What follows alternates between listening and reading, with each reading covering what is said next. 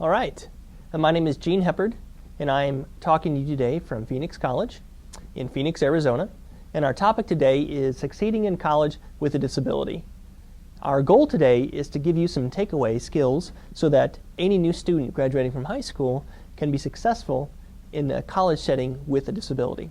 Today's date is October 28th, 2011. Okay, so we're going to talk about succeeding in college with a disability today. There are three main areas that you want to think about when you are a new student to the higher ed arena. The first is you want to plan early and plan ahead. You can do this a couple of different ways. I recommend that you meet with your Disability Resource Center or Disability Resources and Services area on the prospective campus that you'd like to attend. You can do this while you're still in high school. You can also do it after you graduate high school. But keep in mind that things are done very differently in K through 12 than they are done in higher ed. The first thing you want to take with you when you meet with a new DRC or DRS officer is your paperwork, your documentation, if you will. Make sure that it's current, it's up to date, and that it's organized. Now, typically when you go to college, you need documentation as an adult. So in high school, at 16 and a half, you are tested or should be tested as an adult. That documentation is going to be your key to getting accommodations once you're in college. If you don't know about that, ask your transition coordinator or your special ed teacher at high school, and they will help you out with getting that information done. That's very important because in higher ed, in college, if you do not have a normed test as an adult, you will not get the accommodations that you're expected to or used to getting in high school. The second thing you want to do is you want to make an appointment with your DRC or DRS officer to fill out any paperwork. Now here at Phoenix College, we have a process that takes about 20 to 25 minutes for you to fill out paperwork. It's called a student information form. That information form creates a folder for you to have a confidential file on our campus. That folder is current as long as you're a student here at Phoenix College. Once we have that in place, we will help you with all the other information you need. Copies of your documentation, helping you pick certain classes, how to be successful as a student in higher ed, orientations, and things like that. But it's very important that you make that contact and set up that appointment with your DRC or DRS officer. Once you've done that, you're going to fill out some paperwork for the college. The first thing you want to do is fill out a SIF. That's a student information form. That's typically done in the Admissions and Records Office. You can do that in person, you can do it online, you can do it via fax, and I believe you can also do it over the telephone. But very important, you need to have that completed so you have what's called a student ID, so then you can get enrolled in classes. Once you've filled out the SIF, you then want to go and take your placement tests. Placement tests are not for a grade, they're to see where you start in the classes you want to take here at the college. The three areas that you can take placement tests in are reading, writing, and mathematics. Now, it's very important that you take those tests because you will not be able to enroll in any of those classes until you have a placement test score. Once you've taken the tests, you will then see an academic advisor. Now, an academic advisor is going to assist you in choosing your classes, helping you choose the right classes, seeing what pathway you're on, be it a certificate, be it a two-year degree, be it a transfer degree. It's very important that you see an academic advisor so you know which classes you need to take and for what reason. Once you've seen your academic advisor, you then want to start filling out your application for financial aid. Now, every person is unique and every person is an individual, so financial aid is not going to be the same for everybody. But keep in mind, filling out financial aid takes time. The college does not determine your financial aid application. That's done by the Department of Education. It takes time, usually 6 to 8 weeks to get it approved. I tell students all the time a little story about filling out your financial aid paperwork. Financial aid starts with an F, and so does the month of February. So if every February you fill out your financial aid paperwork, you will never be behind or not funded due to the time constraints of getting it approved from the Department of Education. So remember, financial aid every Friday, every February. Now, once you've got that done, you're going to meet again with your Disability Resource Center officer, advisor, counselor. Then, once everything's in place, your classes are picked, your financial aid's in order, your documentation is on hand, then we can focus on helping you with the accommodations you need in class.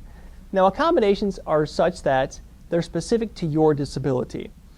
Common disabilities are things like learning disability, physical disabilities, autism, Asperger's disorder, deafness, hard of hearing, things like that. So whatever your documentation is, make sure it's specific to your disability. We help you with in-class accommodations. Those can be things such as note-taking assistance, extra time on tests, preferential seating, ASL sign language interpreters in class, audio recording of lectures, things of that nature, memory aids or devices, private testing rooms with minimal distraction. All of those things are components of getting accommodations in higher ed. But again, remember, you have to have documentation to support what accommodations you're requesting. Once we fill out the student information form and we know what your documentation is and what your disability is, we will then sit with you every semester and go over what classes you're taking and what accommodations you're going to utilize for that semester. Every semester you need to give us a copy of your schedule to your DRC or DRS office coordinator. Once we have that, we build the accommodations. You pick up the accommodations. They're in a paper form. I would sign them, or somebody in the office would sign them. You would sign them and take them to your instructor to have them sign them. Once you have a discussion with your instructor, talk about your needs and what you're going to be using that semester, you then bring the signed forms back to the DRC office, and then we put them in your file. Now keep in mind, schedules change, classes get canceled, classes get moved, so you want to make sure that you be aware of where your classes are the week before classes begin, and know that there are sometimes changes we have to make. Instructors' names get changed. Again, classroom locations get changed, classes get canceled. So the sooner you can give us your schedule, the better off we'll be to get you set up for that semester. And then you're just responsible for using those accommodations every semester. Now, what the Disability Resource Center or office cannot do is give you absences, excuses for absences for not going to class, or expect that what you're requesting is unreasonable. Keep in mind, this is college, this is higher ed. This is no longer K through 12, or the No Child Left Behind, if you will. You're here in college because you want to be here. You're here because you want to get a higher degree, you want to get a career of some sort, you want to transfer on to the university. And those are things that are very noble, but you want to make sure that you understand it's different than K through 12. So keep in mind, you're here because you want to be here. So you're expected to be in class. You're expected to do homework. You're expected to be there for the tests. What you received in high school can be very different than what you receive in higher ed. But we can have that discussion and ask any questions you have with the Disability Resource Center and those representatives that can help you. Again, Phoenix College or any other higher degree institution is here to help you be successful with your career goals. So keep in mind, the more effort you put into it, the more time you prepare and plan for the things that are expected of a student, the more successful you're going to be. But the Disability Resource Center is here to help you to be successful, to complete your college goals, and so that you can move on to other things outside of this college. Okay, so now you filled out all your paperwork, you're ready to become a student at Phoenix College, or excuse me, in higher ed. So what do you want to do? Well, you want to plan ahead. So I would recommend a day or two before your classes begin, go to the campus, walk around the campus, get to know the campus, know where things are located, know where the parking is located, know where the bus stop drop-offs are located, know where things like Dial-A-Ride or community service providers drop off students that are getting driven to the campus, know where the cafeteria is at, know where ATMs are located, and know where the Disability Resource Office is located and where the faculty offices are located. Now keep in mind, college campuses are a little more spread out than high school campuses. So each college, if you will, is its own entity. So you have the nursing college, you have the liberal arts college, you have the life science college, you might have the mathematics college, things like that. And those instructors are housed in those buildings or in those areas. So you'll want to know where those are located based on the schedule you're taking for that semester. It does not hurt to plan ahead. It does not hurt to think about it's going to be busy that first day of class or that first week of classes. It's going to be haphazard. There's a lot of new students there that don't know where they're going.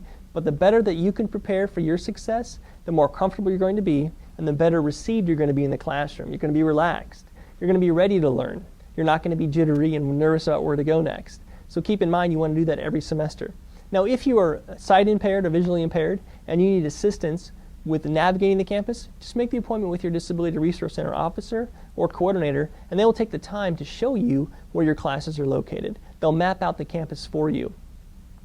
Keep in mind, a lot of campuses, if you do drive to campus, require that you get a permit of some sort. So you put it on your windshield so you don't get a ticket. If that's the case, plan ahead and do that. Know where other services on campus are located, where the counseling service is at. Where is campus safety located? How do you navigate multiple campuses? Are all your classes on the same campus? I know here at Phoenix College we have 2 or 3 different campuses, so that make sure that when you read your schedule, you know where you need to be. Keep in mind, on most campuses, the first week of classes, is kind of a learning curve. So if you get to class that first week and for some reason it's not what you expected, or you don't get along with that instructor, or the class is in a location you don't like, or there's something in the syllabus that doesn't lend itself well to what you want to learn, you have that first week to change those classes and you'll be held harmless. Meaning you can go to an academic advisor, you can meet with somebody to talk about what's another class that you can take. If you do not change it that first week, you're going to be held liable to be in that class for the next 15 weeks. So keep in mind, you've got that first week to change your setup, to change your class schedule. After that, you're going to be in that class for the next 15 weeks. So plan ahead. Know that each schedule that you make is for 4 months, typically, fall and spring semesters. That's like a full-time job. If you're not a morning person, don't take morning classes. If you're not an evening person, don't take late evening classes. Build your schedule to where your strengths are. So if you know that you learn best in the hours of 10 to 2 every day, then try to pack your classes in those hours so that you're at your best to learn. Keep in mind, this is a long time. It's like a full-time job for the next 4 months. You're expected to pass your classes in order for you to keep your financial aid, but you're also expected to perform in the class. So there's classroom activities, there might be homework outside of the classroom, there might be projects you're expected to complete outside of the classroom. So make sure you know that before you commit to that 4-month schedule. And also keep in mind, you have to perform as a passing grade in order for you to continue to get financial aid. So what is a passing grade? C or better. Make sure that you do get a C or better. If you're not, make sure you talk to your instructors, talk to the counselor. Somebody can help you to maybe build that grade up to get that to a passing grade. Because if you do not pass all your classes and you are requiring financial aid to pay for your classes, you will be held accountable for that. The last thing you want to do is fail out of classes due to not being able to receive any more financial aid. All right, some students who go to college also utilize community service to help them be successful in college. One of the biggest providers that you might have that you've utilized before is called vocational rehabilitation. Now, vocational rehabilitation will assist you in going to college as well as being successful. After college, their main focus or their main goal is gainful employment. So keep in mind, if you're going to Phoenix College or some other degree institution in higher ed, you want to work in tandem with that VR counselor. So what does the VR counselor need to know? Well, they need to know your class schedule. They need to know your financial aid status, whether or not you're getting the Pell Grant or receiving the Pell Grant, or student loans, or other scholarships. Because any monies that you get from financial aid that don't cover the cost of tuition, Voc Rehab can potentially help you with. They also need to know what you need assistance with regard to learning and being successful. That might include some type of software, adaptive technologies. Maybe it's a laptop computer. Maybe it's a LiveScribe pen. Maybe it's tutoring outside of the classroom. Maybe it's assistance with transportation.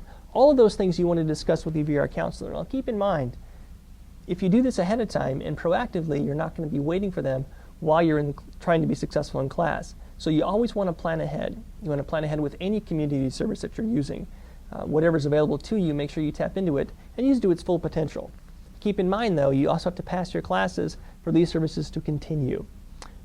Here at Phoenix College, in our office, we work very closely with Voc Rehab counselors to assist those students to make sure that they are successful. We meet at least once a semester and see how the student's doing and how we can better assist them if they're not doing too well in their classes. But keep in mind, you, the student, as an adult learner, need to make sure that if you need assistance, make sure you ask for it, either through your counselor, your DRC advisor, or your Voc Rehab counselor.